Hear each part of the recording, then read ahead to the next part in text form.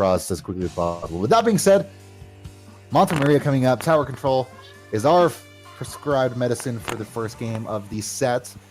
As we'll get our first glimpses here as commentators, at least, to these players and the weapon load that's coming out here.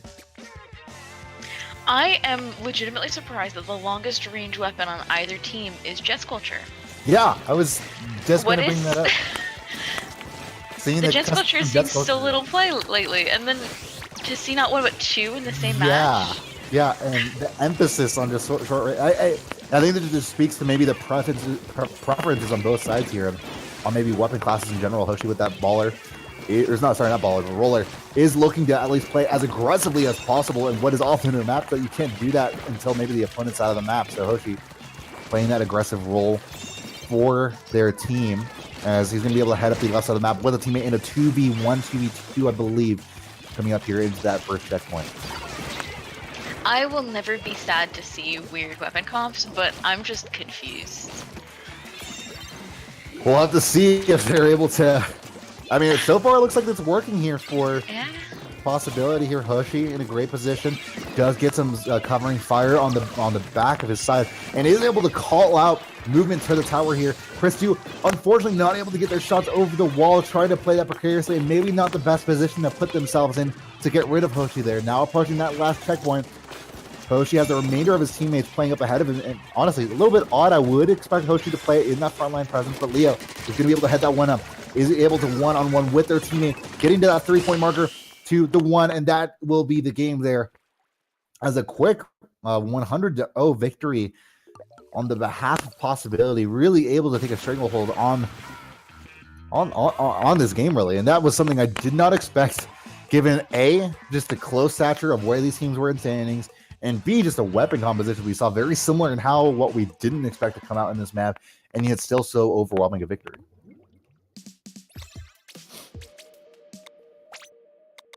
I mean, that match was so quick that when my stream died, it just ended. That makes sense. I was actually going to say hi, Lily. If you can do the thing, that'd be. But no, that match is quick enough to be able to roll through and have a quick result of that one. So this is a rather precarious situation here for Colourblind. They are in a position where this is probably the most important match for them. Both are 2-1. Both are tied, I believe, for 4th or 5th place, vaguely in at least their match win-loss record. So it'll be really interesting to see, and kind of needed for Colourblind to be able to catch back up on here. And for the short-range comps we're kind of seeing from both sides, Anchovy Games might be the answer here, especially on Rainmaker. You were talking about it. Yeah, a loss that quick too can be a little bit demoralizing, so hopefully they don't get too into their head. Right on.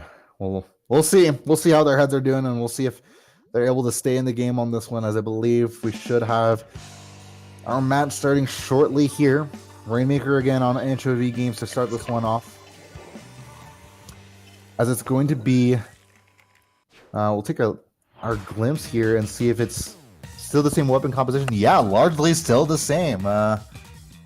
Any changes you want to call out or anything you notice in particular here? Well, if my stream had stopped dying, I would give you all of Yeah, the that's fair. That being said, Hoshi in the middle of the map with that. Oh my goodness, able to get the splat onto the mid-air super jump with that. I frankly couldn't tell if that was the most intentional thing, but geez, the reaction play onto that, superb, as Khan able to react with a snipe of their own. Safado now in the middle of the map with that Jet Sculpture still, as we are able to get that, see that Stingray action come into play here for Possibility. They're able to push themselves in some position of an advantage here going into the first push here for us out on this game, but we'll lose that Rainmaker as soon as that Stingray does come out. And a solid defensive effort there. Exactly what we needed to see from Colourblind, as it is so often hard to push yourselves back from losing a game like that in the prior game. So now it really is Colorblind's pick and their call. Can they bounce back from this one and get some splats on the board here?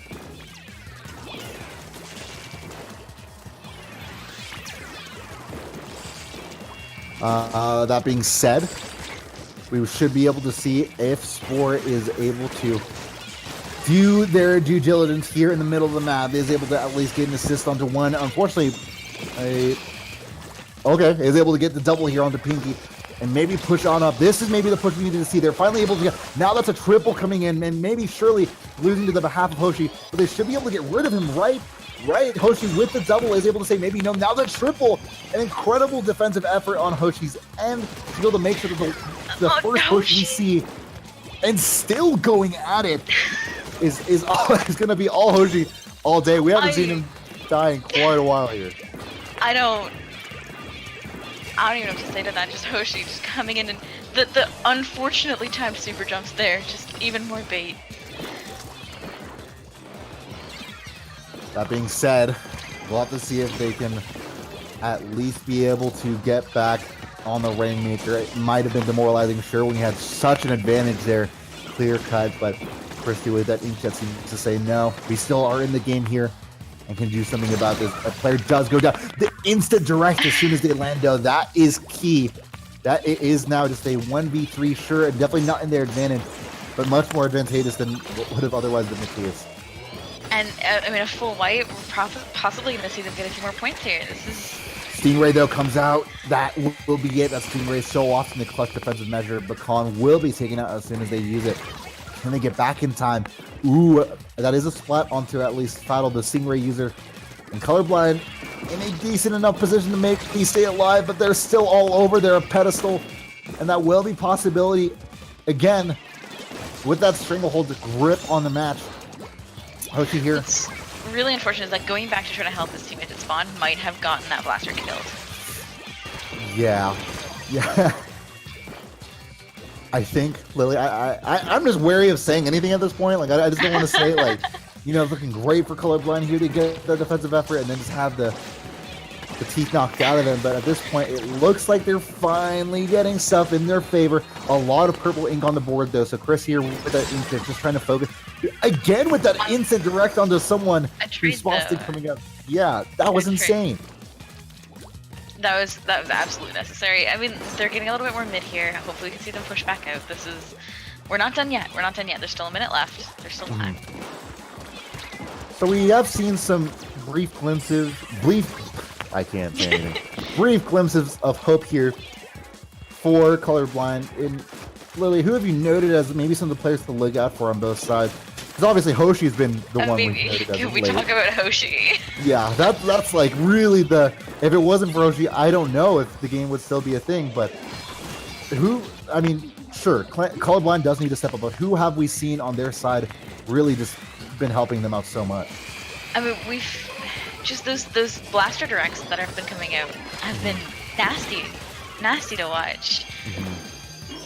It really has been, and we'll have to see. I mean, unfortunately enough for them, it's been something where we've seen only happen really as soon as they land from inkjets and trades. We'll have to see if that can convert into offensive opportunities, but unfortunately enough, Slosher does get on top of them. Pinky here is able to at least spot a couple players, get another one on the board. That's a double, maybe a triple coming in. Not quite, but it is 3 players effectively removed from the board, although they do have the Rainmaker now, and it will be tough. This is looking like a 2-0. Yeah, that is going to be a 2-0. Yeah.